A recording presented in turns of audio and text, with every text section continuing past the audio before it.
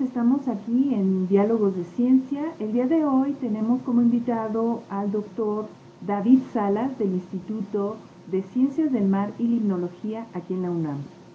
David, bienvenido al programa. Gracias. David, sabemos que tú trabajas específicamente en el área de oceanografía física, pero ¿nos podrías decir cuál es tu trabajo?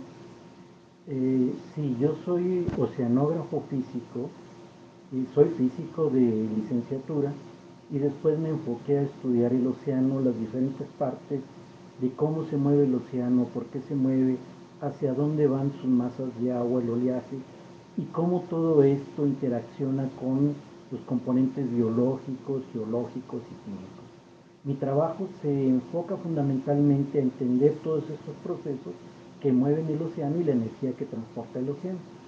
Entonces, yo estoy en una unidad académica, en un laboratorio de oceanografía física que pertenece a la unidad académica de ecología y biodiversidad acuática del Instituto de Ciencias del Mar y Limnología. Entonces aquí interaccionamos físicos, biólogos, químicos, geólogos para poder entender el comportamiento del mar en toda su extensión. En la Tierra es relativamente fácil separar los diferentes componentes ecológicos de un sistema. En el océano no es más complicado porque no hay fronteras. Todos están en el agua, entonces todos interaccionan y las corrientes se llevan a los organismos o se llevan el sedimento o inducen procesos que hacen que cambien sus condiciones. Entonces, fundamentalmente a lo que me dedico es a esa parte de la física que estudia el océano, todos sus movimientos. ¿Por qué es interesante que estudiemos el mar? Para empezar, México es un país que tiene una enorme historia marítima. Empezó a través de sus años siendo un país con fronteras marítimas y después históricamente cerramos nuestros caminos al mar. ¿Por qué? Porque vino la independencia, entonces lo que veíamos que venía de afuera podía ser algo como peligroso para el país, ¿no? Entonces nos dedicamos más a la parte terrestre que a la parte marina. Sin embargo, México históricamente ha tenido una gran trayectoria marítima que últimamente está recuperando a través de sus estudios.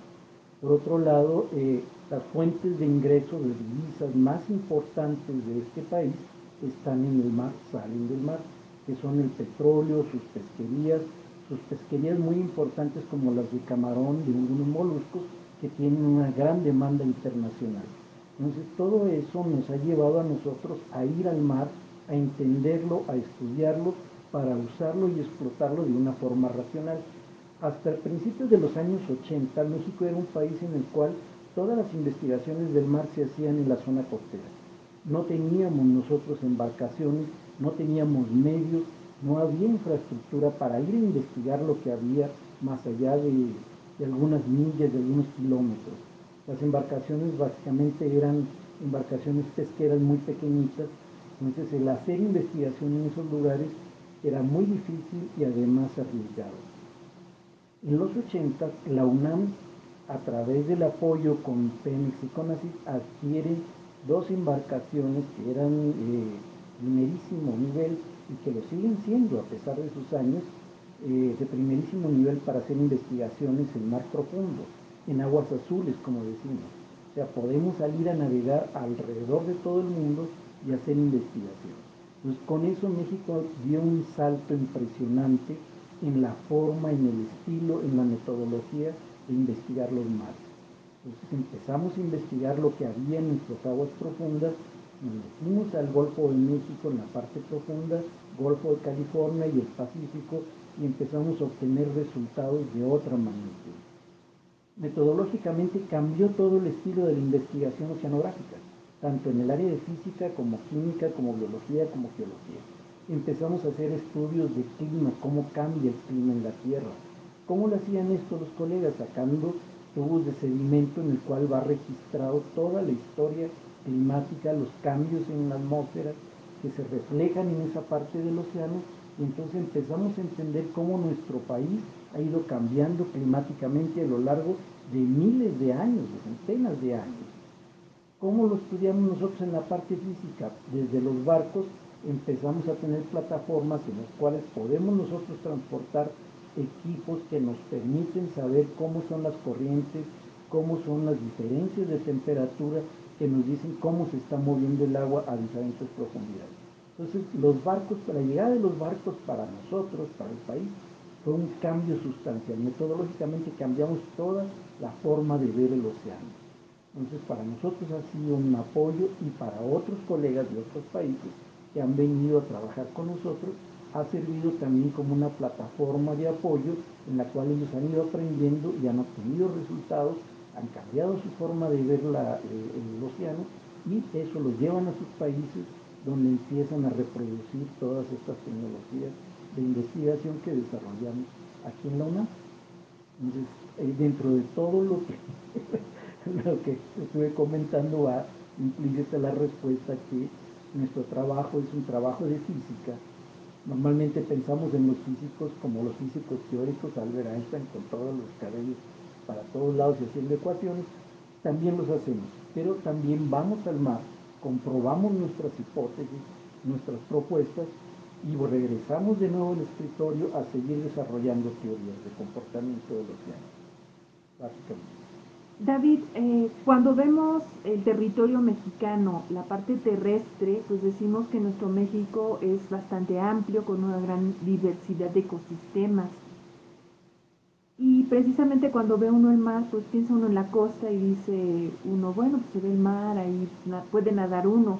Pero desde la perspectiva de la investigación, ¿de qué tanto territorio estamos hablando? Bueno, México es un país muy grande en la parte continental, en la parte que está fuera del agua. Es un país grande con una diversidad ecológica impresionante. En reptiles estamos dentro de los primeros lugares, también en cetáceos, en muchos organismos.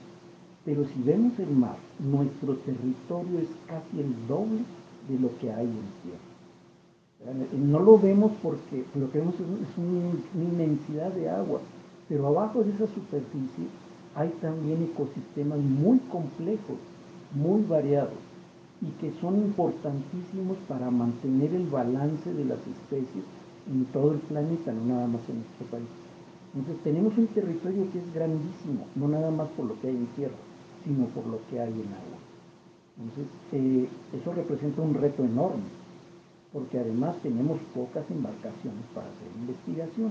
Básicamente son los dos buques de la UNAM los que han estado apoyando los grandes proyectos nacionales de estudio de los océanos mexicanos.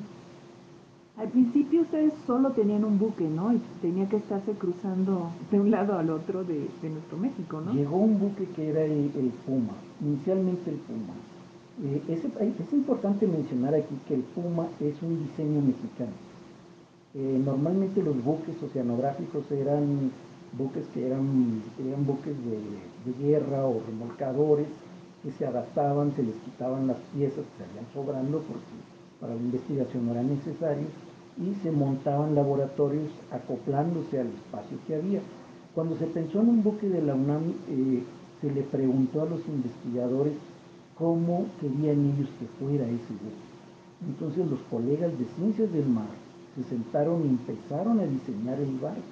¿Qué laboratorios, dónde, cómo y por qué?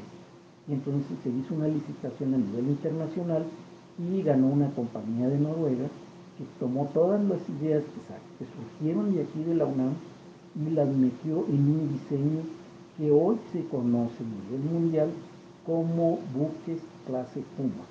O sea, los buques se catalogan por su operación, por su especialidad en buques cargueros, buques petroleros, buques tanque, y ahora hay buques oceanográficos clase Puma.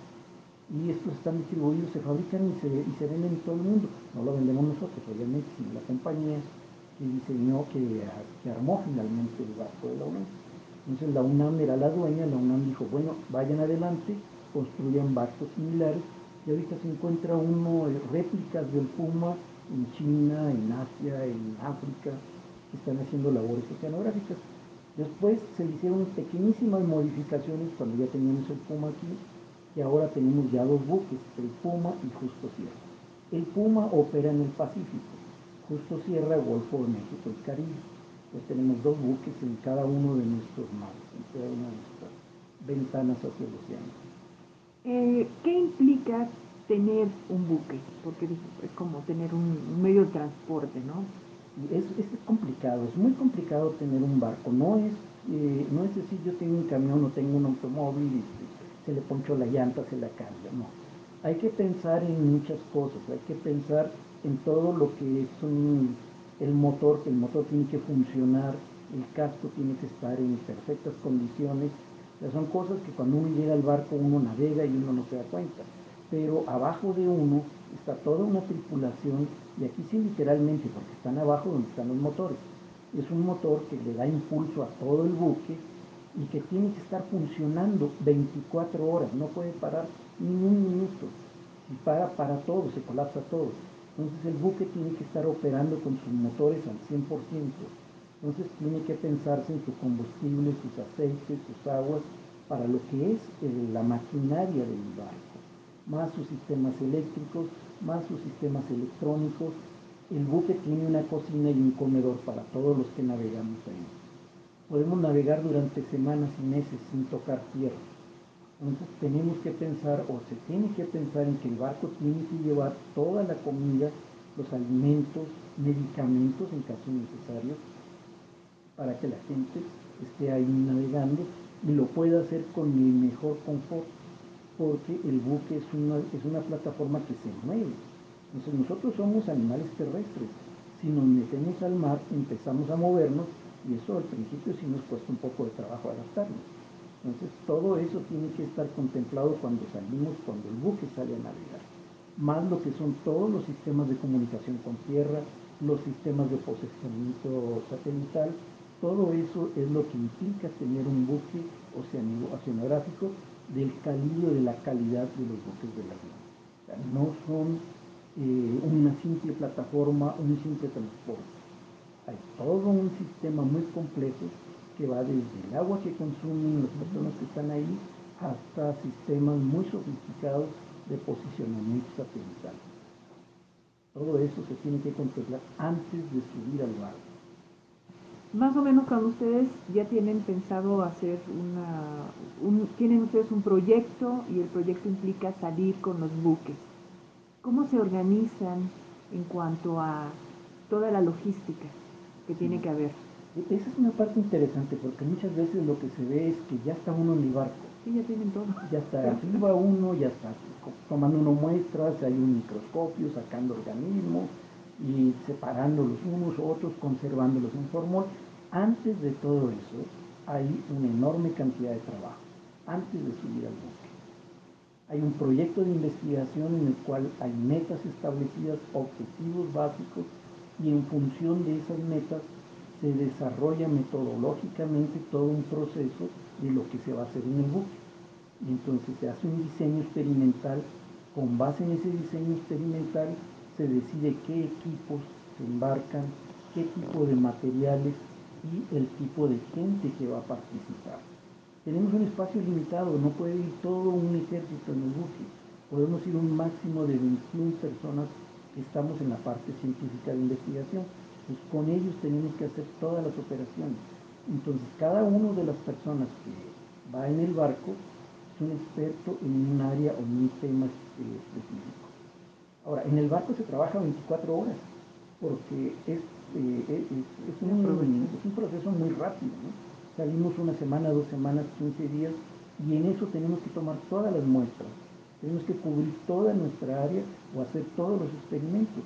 Entonces no hay día, noche, no hay nada, trabajamos 24 horas por 24 y nos organizamos en guardias que son de 4 horas de trabajo, 8 de descanso, 4 de trabajo, 8 de descanso. Si nos toca de noche, trabajamos, si nos toca de día, trabajamos. Entonces nos tenemos que ir ajustando a todo ese tipo de trabajo. Las gentes que participan, aparte de que son especialistas en un tema específico, tienen que tener la capacidad de estar trabajando durante todo ese tiempo. Entonces no es sencillo trabajar en el buque, es muy interesante, eso sí no lo puedo negar, es muy atractivo, pero sí es una cuestión en la cual tenemos que combinar habilidades desarrolladas en términos académicos con capacidad física para estar trabajando en un ambiente que a veces es un poquito estresante. Bueno, y a veces sí es un poco más de un poquito estresante, ¿no? Cuando hablas de los buques, ¿qué dimensiones tienen más o menos? Tienen aproximadamente 60 metros de largo, ahí son un poquito menos de 60 metros por casi 15 metros de ancho. Es interesante cuando uno llega por primera vez y los ve, se le hacen unas moles enormes, una cosa gigantesca, ¿no?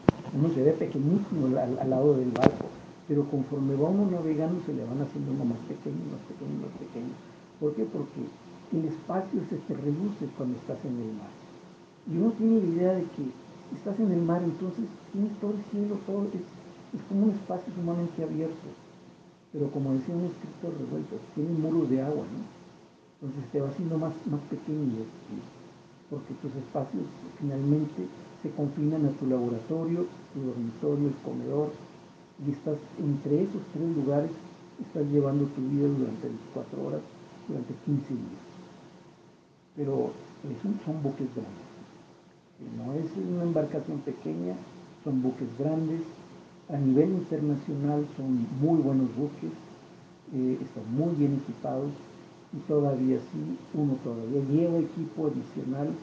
El personal que navega en los buques tiene una preparación excelente y es reconocida a nivel internacional como una tripulación científica de alto nivel.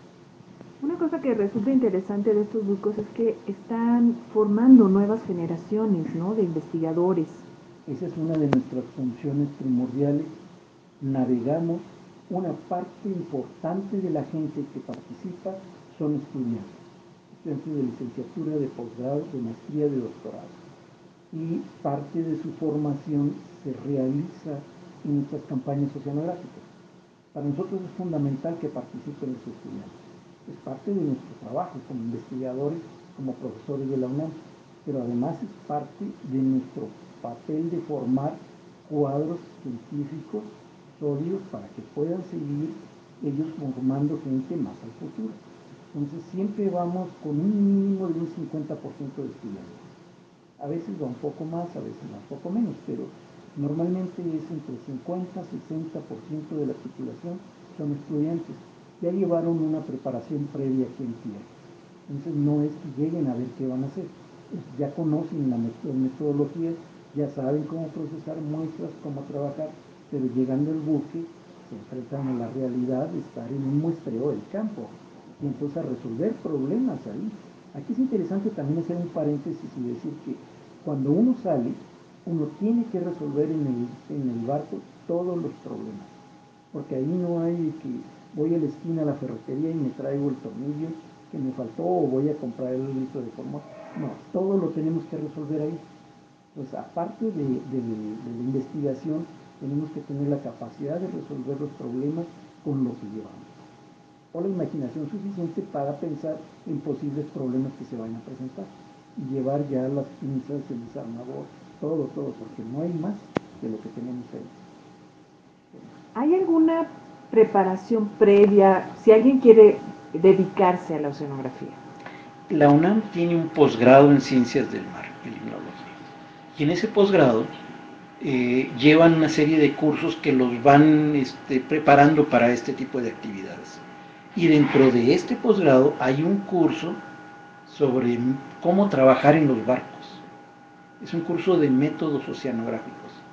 O sea, ya ahí les van enseñando cómo utilizar los equipos, cómo diseñar una campaña oceanográfica, cómo enfrentarse a problemas cuando está uno en el barco y cómo tratar la información que se adquiere. Entonces ya llevan una preparación dirigida hacia ese tipo de labores en específico. Al principio nos hablabas que los océanos, al igual que en la Tierra, presentan diversos tipos como de ecosistemas. Y desde la perspectiva de la oceanografía física, ¿qué factores abióticos presenta cada uno de estos ecosistemas? O si nos pudieras hablar acerca de alguno de los que es más extremoso en cuanto a factores abióticos. Precisamente la oceanografía física, como trabaja con temperaturas, con salinidades, con presiones o profundidades Entonces nosotros estamos viendo como oceanógrafos físicos regiones que son diferentes a lo que es todo el promedio de las condiciones. Por ejemplo, hay zonas que son muy profundas, que están, le llamamos nosotros, zonas abisales. Entonces son zonas muy profundas y uno supondría que ahí no hay organismos, porque estamos hablando de 5.000, de 6.000 metros. O sea, a esas profundidades la presión, el peso del agua es enorme. Entonces, todo organismo que vive ahí estaría sujeto a una presión que cualquiera de nosotros nos reventaría en cuestión de fracciones de segundo, ¿no? Pero cuando llegamos allá abajo y hacemos nuestros muestreos, nos encontramos que hay una enormidad de organismos diferentes viviendo a esos lugares. Por otro lado, son zonas tan profundas que están retiradas de la radiación solar, del sol que nos llega. Entonces tienen temperaturas de 5, 4 grados, casi están a punto de congelarse. Y ahí están, fisiológicamente tienen procesos muy diferentes a los que están en la superficie, a los que están en tierra, y les permiten toda su adaptación vivir en esos ecosistemas extremos. Entonces por otro lado hay pequeños como volcanes, que son las ventilas hidrotermales. El fondo marino se rompe, se abre, y entonces hay chorros de agua, hay procesos de calentamiento de agua con la corteza terrestre que se abre y produce temperaturas a veces de 100 grados o mayores, y alrededor de todo eso hay toda una flora y una fauna enorme, completamente diferente. Y esos sistemas que son extremos han permitido el camino para hipótesis que dicen que la Tierra y que la vida pudo haberse iniciado también en sistemas en los cuales no había sol. Entonces, todos sabemos que el sol es fundamental para la vida, pero estos organismos que están en las ventilas hidrotermales, sus procesos no es fotosíntesis, es quimiosíntesis. Utilizan algunos compuestos químicos para hacer todo su proceso de síntesis para vivir. Entonces, todos estos sistemas extremos están permitiendo abrir la puerta de nuevas hipótesis para el origen de la vida, para el desarrollo de la vida. Y físicamente pues los estamos viendo que son muy complejos, tanto biológica como físicamente. David, a lo largo de todo ese tiempo que han venido funcionando los buques, ¿qué desarrollos tecnológicos les han facilitado a ustedes la investigación que realizan, ¿no? Ahorita nos hablabas de que hay organismos muy profundos y obviamente ustedes pues tienen la información de los factores físicos que están a esas profundidades, pero como tú bien dijiste, un ser humano pues no podría bajar a esas profundidades, ¿no? Entonces, pero tú que has vivido estas etapas, ¿qué cosas les han beneficiado a ustedes en cuanto a tecnología? La pregunta es muy interesante porque si en algo se puede ver el impacto de la tecnología en los diferentes aspectos de la ciencia, en un lugar donde es muy evidente es en los barcos, porque las primeras veces que salíamos nuestra forma de posicionarnos era a través de sistemas de radio. O sea, había estaciones de radio, se triangulaba la posición por señales de radio y uno sabía más o menos dónde andaba. Ahora tenemos el sistema de posicionamiento global con satélites, conocido como GPS. Entonces, eso nos permite a nosotros posicionarnos con milímetros de resolución. De hecho, los buques de la UNAM tienen sistemas de posicionamiento de muy alta sensibilidad y muy avanzados. Yo me acuerdo cuando llegaron, porque a mí me tocó ver todo ese proceso de instalación de los nuevos sistemas, se hacía en el barco para pruebas, se ponía el sensor en un escalón al siguiente del barco, al siguiente, y se iba marcando las diferencias de altura. El barco obviamente es mucho más grande que 1 milímetro, pero con estos sistemas podemos nosotros posicionar el barco con errores de centímetros. Y lo estuvimos haciendo en un proyecto conjunto con el Instituto Nacional de Antropología e Historia. Los oceanógrafos físicos participamos uno pensaría, bueno, ¿qué tienen que ver ustedes con la gente que anda haciendo arqueología e historia, que anda con pirámides? No, hay una historia muy grande tal de navegación de México durante la época virreinal y después, y hay una serie de pecios, o sea, de buques hundidos, que son registros culturales muy importantes. Encontrarse un buque hundido es como encontrarse una pirámide. Y esas pirámides nosotros vemos que tienen pinturas, que tienen registros, que nos dicen cómo era la tecnología y la ciencia y el conocimiento. Lo mismo los buques hundidos nos dicen cómo era la tecnología, cómo era todo el desarrollo cultural de aquella época. Y entonces participamos en los barcos sobre de esto también. Y esto había que hacerlo navegando. Navegábamos en líneas rectas, regresábamos, pero no podíamos salirnos de 15 metros. Y eso solo es posible hacerlo si tenemos este tipo de posicionamientos. Tenemos también sistemas que nos van diciendo cómo es el fondo del mar. Hagan de cuenta que vamos en un avión y lo estamos viendo hacia abajo. Ahora ya lo hacemos así, de hecho es como ver una película desde un avión, ¿no? Estamos viendo, en las películas vemos las casas, los autos, aquí vemos todo lo que hay en el fondo también, que son sistemas de ecosondas tridimensionales. Antes no, antes teníamos una sola ecosonda, daba un pulso y nos decía cuál era la posición, pero no sabíamos fuera de eso qué pasaba, ¿no? Ahora tenemos nosotros 20 o 50 metros en los cuales vamos barriendo y vamos viendo todo lo que hay.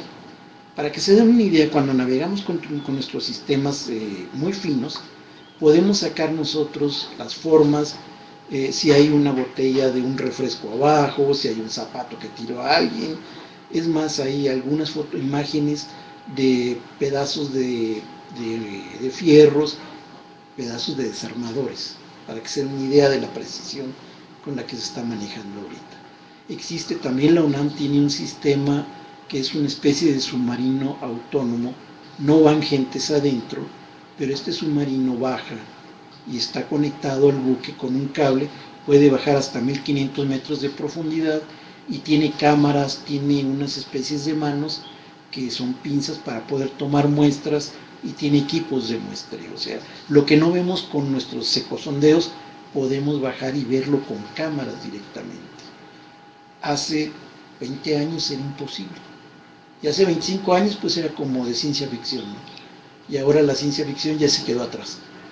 Ya lo tenemos aquí en la UNAM, lo estamos usando, estamos viendo qué sucede, estamos grabando lo que hay, podemos bajar con ayuda de estos equipos y tomar organismos y hacer algunas muestras. Ahorita que estabas hablando de los submarinos y las tomas que hacen a grandes profundidades, generalmente cuando vemos las películas, ya sean documentales o que estamos compartiendo con ustedes algún video que realizaron, parece que está nevando dentro del agua. Sí. ¿Qué es eso, David? Sí, literalmente se le llama nieve, pero decimos nieve oceánica, no es nieve, no es la nieve que nos cae. No es el agua congelada. No, no es el agua congelada que cae. Son copos de materia orgánica. Entonces, todos los organismos que están en la superficie se degradan, mueren, y estos empiezan a ir hacia el fondo y se empiezan a descomponer en la columna de agua. Llegan a una cierta profundidad y ahí se detienen por su densidad y entonces empiezan a descomponer, se oxidan, o sea, se pudren, en otras palabras, pero se empiezan a juntar esos pedacitos que quedan y entonces van creciendo de tamaño, de peso, se vuelven más densos y entonces se van al fondo. Y entonces en el fondo lo que están viendo los organismos, los que están abajo, es que les caen esos como copos de nieve, pero es materia orgánica. Y esa materia orgánica es el detonador de toda esa cadena alimenticia de la cual se abastecen todos los organismos que están en el fondo. Y ese es el principal eslabón, el primer escalón en el alimento de todos los que están abajo, esa nieve marina. En esta parte siempre se habla acerca de la importancia que tienen los mares, ahorita que está de moda lo de cambio climático. ¿Qué relación tiene que ver con esta gran cantidad de materia orgánica que cae en los océanos? Bueno, aquí es muy importante lo que estás diciendo, porque cómo se agrupan y se forman estos copos de materia orgánica y cómo caen, depende mucho de la densidad del agua de mar. de la acidez, el pH que tan ácido, de la temperatura y de las corrientes. Ahorita nos estamos dando cuenta de que la Tierra está cambiando su temperatura. Si la Tierra cambia su temperatura es porque el océano está permitiendo esos cambios. El océano es el gran regulador de la temperatura de la Tierra. El agua, por su capacidad calorífica, o sea, la capacidad que tiene de absorber calor, de guardarlo y mantener su misma temperatura, hace que la atmósfera se mantenga más o menos a la misma temperatura. Claro, hay sus inviernos y sus veranos, pero si nosotros comparamos los inviernos de muchos años, con pequeñas oscilaciones, pero se mantienen iguales. Lo mismo sucede con los veranos, se mantiene más o menos igual. Entonces, si cambia sensiblemente la temperatura de los océanos, va a cambiar la temperatura de la Tierra y entonces cambiaría la temperatura del agua de mar y eso haría que la forma en que se agrupan todos estos desechos orgánicos para formar la nieve marina ya no lo haga de la misma forma ni en los mismos lugares. Entonces los que están abajo esperando que llegue la comida se van a quedar esperando y o se mueven, muchos de ellos no se pueden mover. Entonces lo que va a pasar es que muchos de ellos ya no van a poder estar ahí, van a desaparecer. Y entonces va a haber una reconfiguración de organismos. Ecológicamente hay toda una sucesión, decimos nosotros. Unos que no podían estar ahí, ahora van a aparecer, y los que están ahí se van o sencillamente desaparecen. Y entonces cuando nuestro primer síntoma de un cambio climático es porque cambian las especies de una región. Entonces si tenemos ese cambio de especies, las cosas ya no sabemos cómo van a terminar. Sabemos cómo están empezando, pero no estamos seguros hacia dónde van a terminar. Entonces, para nosotros es muy importante estar monitoreando los mares para saber cómo se va a dar esa reconfiguración, si es que se da, o bien si los océanos van a tener la capacidad de poder absorber todo ese calor adicional que estamos nosotros generándole a la atmósfera para que finalmente se pueda restablecer todo el sistema termodinámico de la Tierra, que son las grandes incógnitas que tenemos en este momento. Una de las cosas que llaman la atención a la gente, ¿no? Es que el mar, dicen, es que está creciendo el mar, o que la altura del mar está afectando sobre todo las zonas costeras. ¿Esta parte lo ven ustedes como oceanógrafos físicos? Sí, sí, nosotros vemos aquí lo que, y aquí es una pregunta muy interesante también, porque desde esto va implícitamente a la cuestión científica pura, a la cuestión científica que es interdisciplinaria, transdisciplinaria, no nada más, y que dos grupos de científicos se juntan, sino que entran, traspasan sus fronteras y a la parte económica, porque estamos hablando aquí de cambio del nivel del mar. Entonces estamos viendo que el nivel del mar está subiendo. Entonces, como físicos, como la parte pura de la física, sabemos que cuando un cuerpo se calienta, se dilata, aumenta su nivel. Entonces, si la temperatura de la Tierra está aumentando, entonces el nivel del mar va a subir porque el agua se está expandiendo. Pero también se están descongelando los polos. De hecho, ya hay proyectos que están investigando cómo usar la ruta por el Polo Norte. ¿Por qué? Porque el Polo Norte prácticamente se descongeló. Se va a seguir congelando un poco, pero va a dejar rutas marítimas que los europeos van a poder usar para ir a Asia. Ya no van a tener que bajar, ir al Canal de Suez o buscar Panamá. No, porque como ya el Polo Norte está descubierto, entonces van a poder cruzar por el Polo Norte. Ya están investigando esos movimientos del poco hielo que queda para navegar de manera segura. Económicamente a ellos les resuelve un problema. A los osos polares es un enorme problema, ¿no? Porque no tienen dónde pararse los osos polares y además se van a encontrar con enormes buques en sus rutas naturales. Entonces, ecológicamente es un problema enorme, físicamente es un problema enorme porque sube el nivel del mar, inunda zonas costeras, cambia las regiones ecológicas de cangrejos, de organismos que viven en la costa, y económicamente también hay toda una reconfiguración mundial. ¿Qué pasa en nuestro país? Lo mismo, nada más que aquí no tenemos hielos en la costa. Sube el nivel del mar, los organismos que llegaban a desovar en las zonas costeras se van a encontrar con que ya no están sus áreas de desove, sus áreas de crianza ya se movieron. Entonces todos ellos se van a estar enfrentando a situaciones a las cuales no estaban evolutivamente adaptados.